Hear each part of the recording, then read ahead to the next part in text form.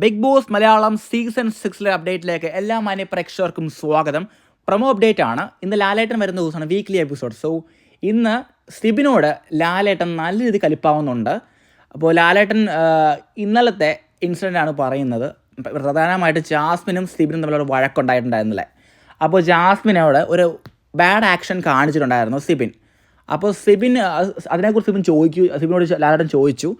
പ്രധാനമായിട്ട് ചോദിച്ചു, താങ്കൾ ആരെയാണ് കാണിച്ചതെന്ന്, ജാസ്മിൻ എന്തുകൊണ്ടാണ് കാണിച്ചതെന്ന് ചോദിച്ചു. അപ്പോൾ അദ്ദേഹം പറഞ്ഞു, ഞാൻ അവരെ കാണിച്ചതല്ല, മൊത്തത്തിൽ കാണിച്ചതെന്ന് പറഞ്ഞു.